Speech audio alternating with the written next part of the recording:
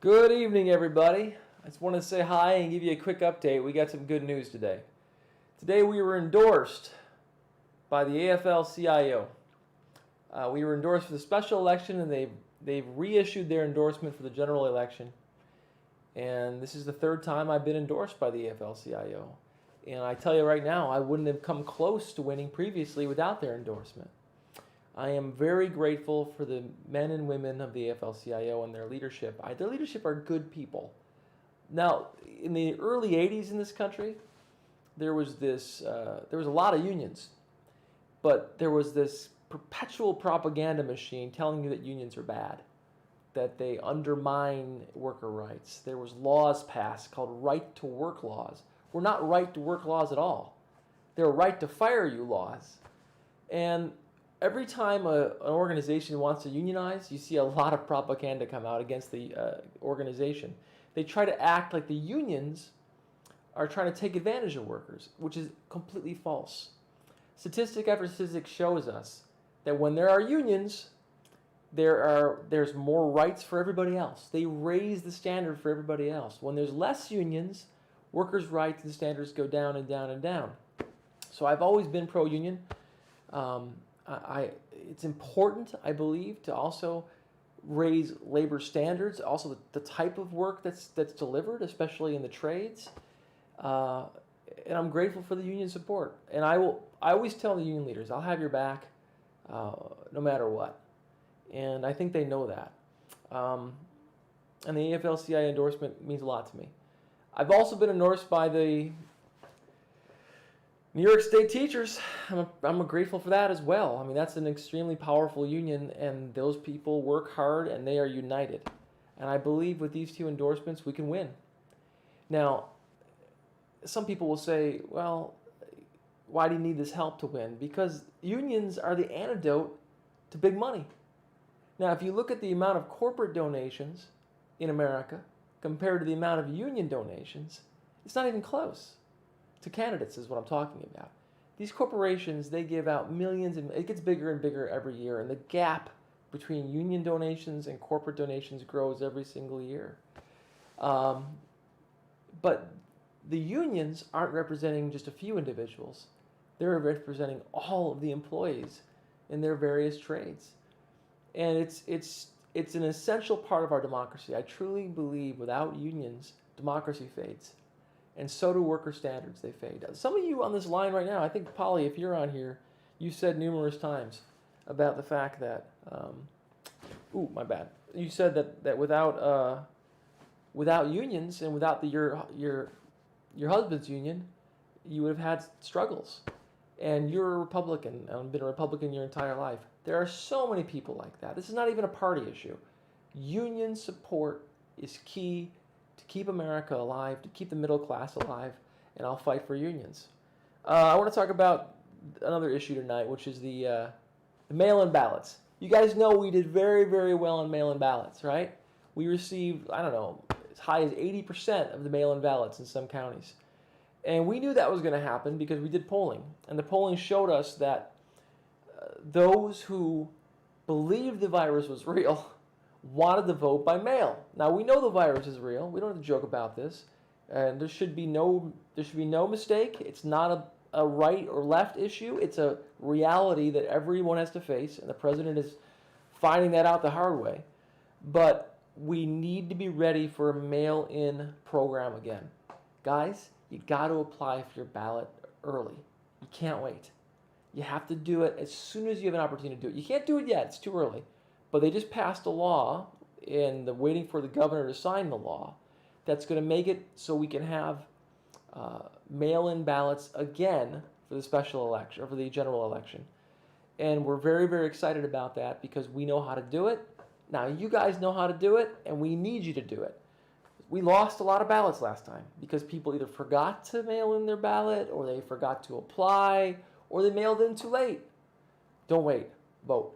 Vote as soon as you have the opportunity, which will probably be around early September. So keep ready so that you are, when the opportunity comes, we don't miss it. Because we waited way too long last time. We need to get people ready and voting as soon as they get a chance to.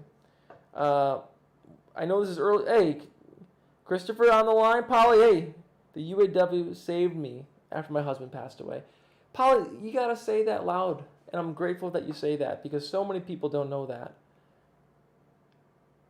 Hey, proud New York State teacher there. Hey, how you doing? So look at that was I was so proud when I heard the news that we were endorsed by the teachers union. It is because my mom was a teacher, and for a long time I wanted to be a teacher. I respect the profession; it's a noble profession, and I understand what teachers do for our public schools and for our children, and to have the opportunity to represent you in a general election for a congressional seat is an honor. It's an honor, absolute honor. I'm grateful for all of you. Kyle's on. Hey, Kyle, how are you?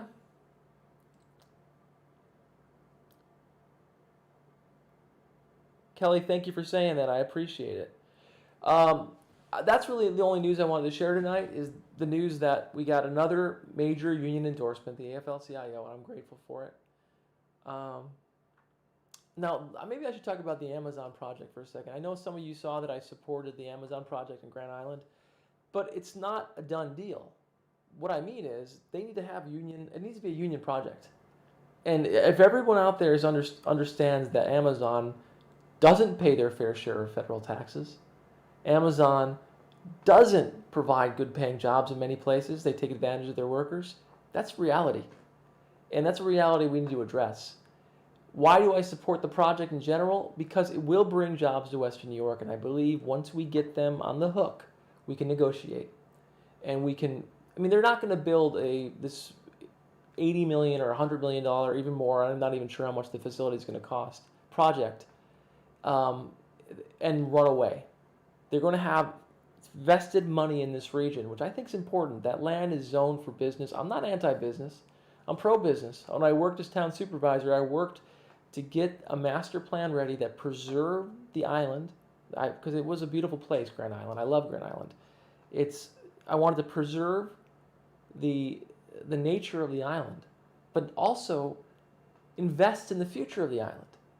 And you do that by attracting business. And even though Amazon is a very flawed company, they're a company that has a lot of economic power and might.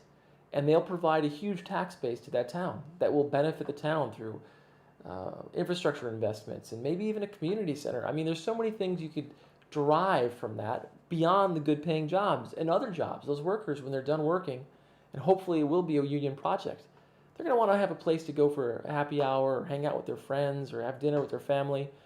And those are all things you can do on Grand Island. So I'm concerned about the fact, I'm not even sure if these points have been negotiated. My role in all of this was when I was supervisor, I worked to attract Amazon to the island. The final deal is being negotiated by somebody else. I'm running for Congress. I'm not doing that. But I urge them, and I've urged them over and over again, to make sure the fact that these need to be family-sustaining jobs, not throwaway jobs, not garbage jobs. And to do that, you need union representation. And I'll continue to say that. I think that when I go to Congress, you're going to see that I am going to fight for unions, and I'm also going to fight so that companies like Amazon pay their fair share. For too long, they paid nothing. Literally nothing. You and I pay more in federal taxes than Amazon does. That doesn't make any sense. This is a company that, one person, the owner, Jeff Bezos, he controls about 25% of our economy, or of the wealth in this country, I should say, which is insane. He needs to pay some more. He needs to invest in the roads, in the bridges, in the airports, all that infrastructure that we use. When Adam Smith wrote The Wealth of Nations, he talked about the free market and the laissez-faire. But part of laissez-faire was that people need to pay enough into the infrastructure needed for trade. You couldn't just keep all the money for yourself. Think about how much Amazon would have to pay in taxes if they truly had to pay their fair share for the roads, the bridges, and the infrastructure in this country they use for free. So I do think they need to pay their fair share of taxes. I do think the project should go forward, and we should negotiate about the standards for workers at Amazon and the opportunities for employees at Amazon. I think the other thing people would ask me about is, why should it go there? Well, again, it's zoned for that type of activity. Amazon makes the decision of where they want to put it. I'm assuming they want to put it there because it's close to the Canadian border. It's on a major highway. There is capacity on that highway and on those bridges. And, it's cheaper than putting it somewhere else where you'd have to. A lot of the land that's available for a project of that size in Western New York is land that's been contaminated because places that have been taken advantage of and need to be rehabilitated. So I'm guessing that's why they chose that location. I think they also chose the location because we did a good job marketing Grand Island and the benefits of Grand Island. So there are concerns to be resolved. I'm not saying there's not. There absolutely is. But I am someone who believes that we can't be taken advantage of by business, but we can't turn our back by business either. After all, this Western New York doesn't have enough business, and we need more business. So, and it's the job of the federal government to set some of those global standards so that enterprises like Amazon can't just roll into a small town and take advantage of it. And there's a lot more than just Amazon. If you look around, there's when I was town supervisor, there was a company across the way called Tonawanda Coke. Now, Tonawanda Coke didn't employ 3,000 like Amazon's going to or whatever. They employed 3 or 4 people or 12. It's a handful of people. And for a handful of people, that Tonawanda Coke facility was poisoning Grand Island, Tonawanda, and the whole region. And some grassroots activists fought against them, and they said they would change their standards. And then when I came in to be supervisor, those standards weren't changed. We did air quality tests. The air quality was still bad. And then I would monitor them. I'll be honest with you. We used to watch them. We watched them like a falcon watches a field mouse. We just watched everything they did. And we pushed, and eventually the place closed. Now, a few jobs were lost, but on balance, think about how many lives were saved from not having that plant in their backyard that was polluting all of Western New York. So I'm sensitive that we have to balance the totality of the circumstances, and that's what I've tried to do with this situation. But I'll always side on the rights of workers, and I hope those people who are negotiating the final deal with Amazon remember to emphasize this needs to be a union project. Let me see here. Christopher, how are you?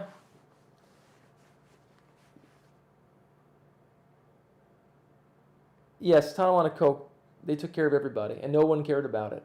There's only a handful of grassroots activists, and when I was in an elected seat, I couldn't get some politicians to even talk about Tonawanda Coke. There were exceptions, like Joe Eminger in Tonawanda. He was great.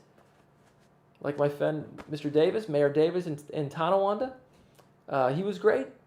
But a lot of the officials, even on Grand Island, wouldn't even talk about it. They thought it was a fiction. They didn't want to believe the reality of the pollution that was caused by Tonawanda Coke. And again, there was grassroots activists like Jackie James Creedon and others who fought for air quality and believed that Tonawanda Coke had to be punished. And it was a fight because even some workers, they wanted to say they needed that job, and they certainly did. But the stories we heard about the conditions in that plant and the overall burden caused to the entire community because of the selfishness of the owners of that plant, it was horror. It was a horrible thing that should have never been able to go on for as long as it did. And I'm proud to be part of the fight against Tonawanda Coke. Alice says she interviewed one of the former employees who, for years at Tonawanda Coke, was permanently disabled for life. Boy. So I want to talk about...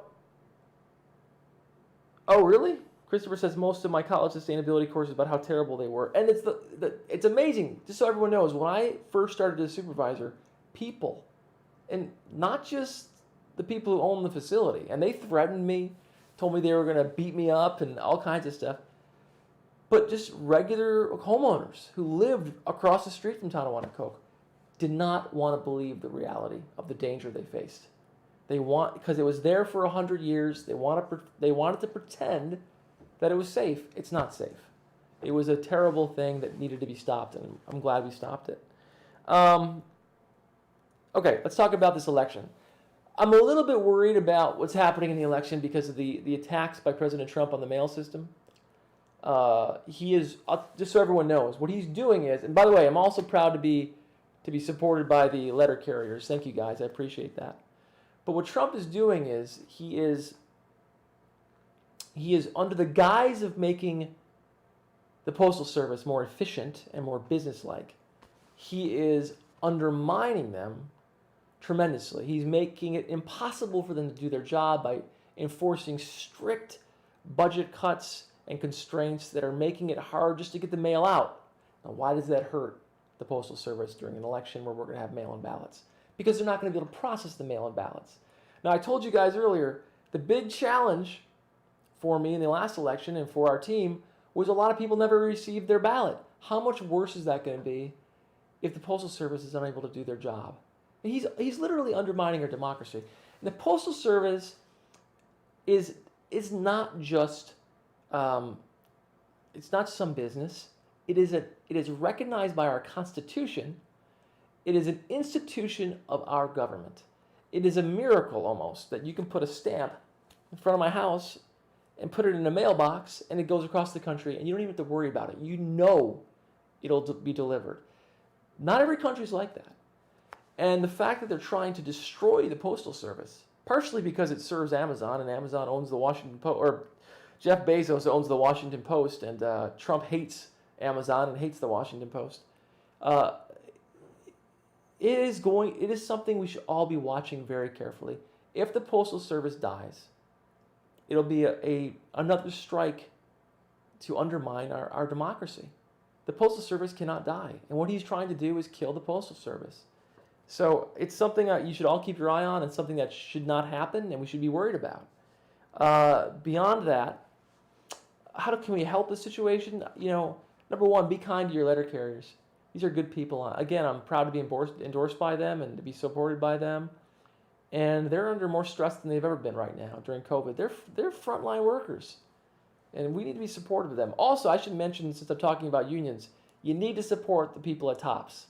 Right now, TOPS took away all of their TOPS friendly markets, took away all of their hero pay. They not down to half to zero. But here's the thing, right now TOPS is booming. They're making more money than ever. And they don't enforce mask laws at TOPS. Can you believe that? They don't. So you can come in without a mask. They give you a piece of paper and say, well, we'd like you to wear a mask, but they don't ask you to wear a mask. They don't force you to wear a mask. Some places like Target or Walmart, they say you must wear a mask to enter, not TOPS. It's putting all those workers' life at jeopardy. And it's also unfair that the conditions of the virus have not stopped. Why is their hero pay gone? So I think when you're in TOPS, tell the workers there that you support them. And you want to make sure that everyone in that store has masks, and you want to make sure they're getting their hero pay, and they deserve it.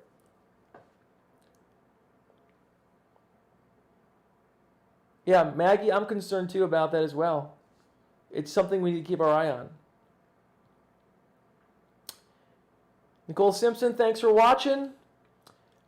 Before I go, guys, I'm going to remind you, I'm a little bit tired today because I've been making phone calls all day, but we need to up the energy, okay? We need you to be energized for November, but also for the lead up to November. Your energy will be like, I always say, an election's like a snowball rolling downhill.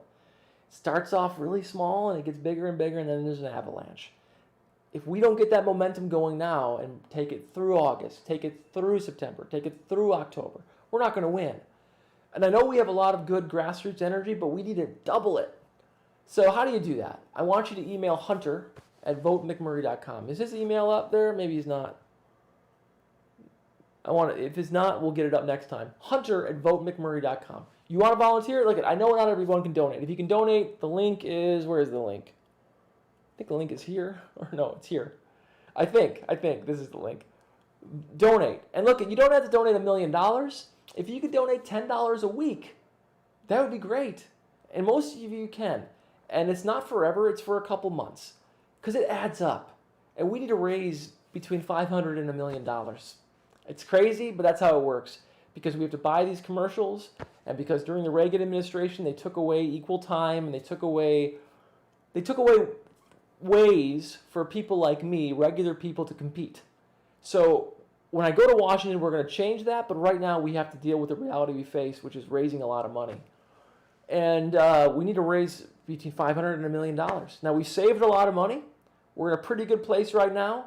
We have enough to maintain our staff until the end of the election, but we need to pay for those commercials. We did a little bit of commercials last time. Y'all wanted us to do more. If you want me to do more, it's like, think of it like NPR or something.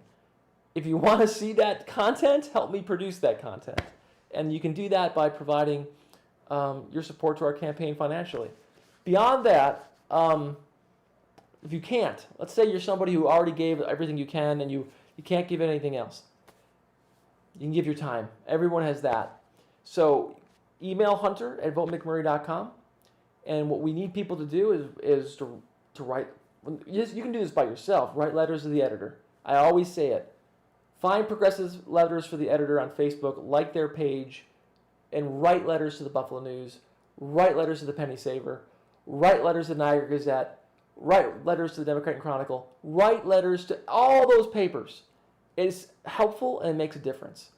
Write letters to the Batavian, and whoever, any local paper or local media outlet, you write letters. It helps. Do it. It's more important. I would say this. It's even more important than ads. We've proven that. That grassroots energy, that real feedback, it helps. And if you need those addresses, email us. Email hunter@votemcmurray.com. Let's say you can't do that. Can you make phone calls from home? If you got a computer to watch me doing this, you can make phone calls from home. You don't got to do what I do and make 8 hours of phone calls every day. You could do 20 minutes a day. That makes a difference. We're starting that system up very soon. If you want to make phone calls are the lifeblood of all elections. Like, they really are. Without phone calls, without that outreach, especially for a grassroots candidate, it's over. And what happened last time is we did so well on the phone calls. The last 2 weeks, the Republican Party sent up a whole team of mercenaries to Buffalo to make phone calls all day long for Jacobs. That's all they did. We don't have that. We have volunteers doing it. But remember, every time you don't want to do it, think of this. Some snotty kid from Washington, D.C., whose dad has $50 million, is probably going to come up here and sit in a room and make phone calls on behalf of Chris Jacobs. That's the truth. So if you want to make phone calls, and we need you to make phone calls, even a few minutes a day makes a big difference. We have the script. We have the talking points that you need. We have the information. All you do is you pull it up on your computer, you use your own phone, and you call. So if you can do that, email hunter@votemcmurray.com.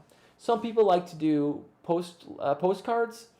We also can do that if you want to help write postcards. That's something people do. But those are the big things we need help with. People always call me and they say, well, I'm a good writer. I'm like, well, write your own letter. Just don't wait for me. Write a letter to the editor. Or people call me and they say, I want to work on policy. Well, you guys, at this point, I hope most people understand the policy I support. We're not a think tank. We're a campaign. So we have to persuade. So what you can do is, again, write letters to the editor if that's something you want to do. Or if you want to persuade, do what I do. I mean, in the McMurray campaign, there are no princes or kings. Everybody does the job of making phone calls. Everybody. I make phone calls every single day.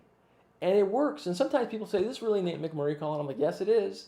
And trust me, there are people that swear at me. Not so many. Actually, it's small, but it happens. And it hurts. It does. I'm a human being.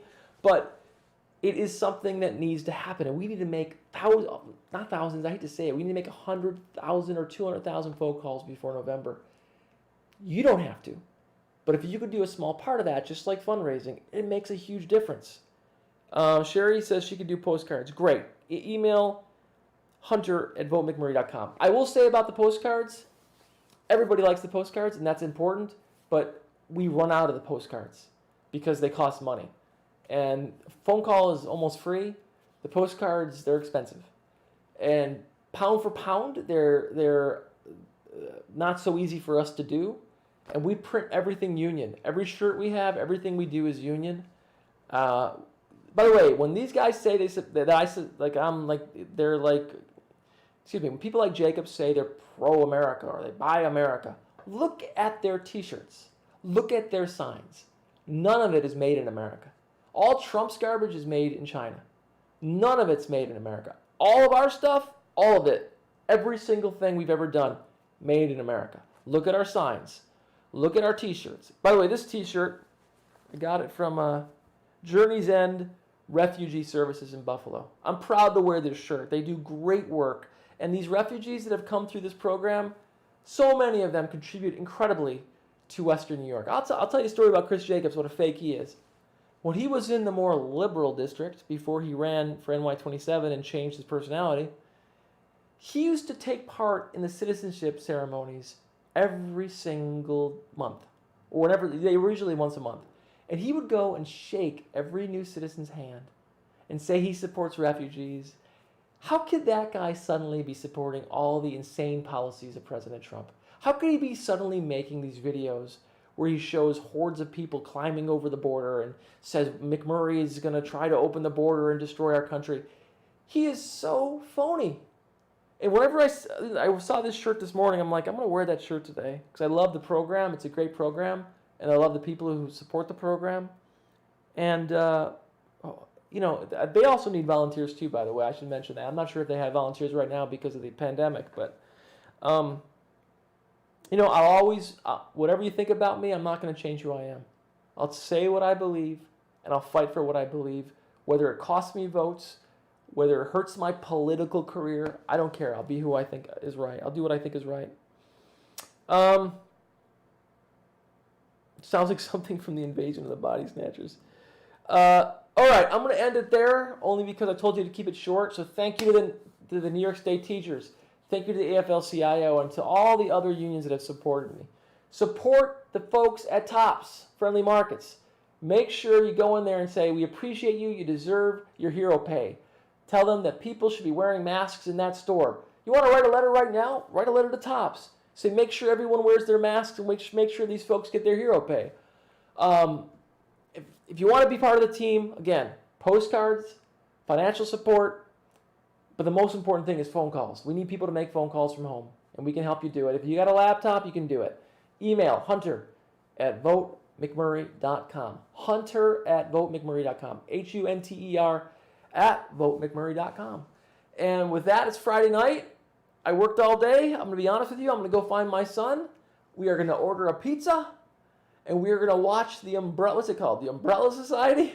The new movie on Netflix? I told him I watched it with him tonight. So we're going to go watch the Umbrella Society and eat a much-deserved pizza. Bye-bye. Thanks, everybody. I'll talk to you soon.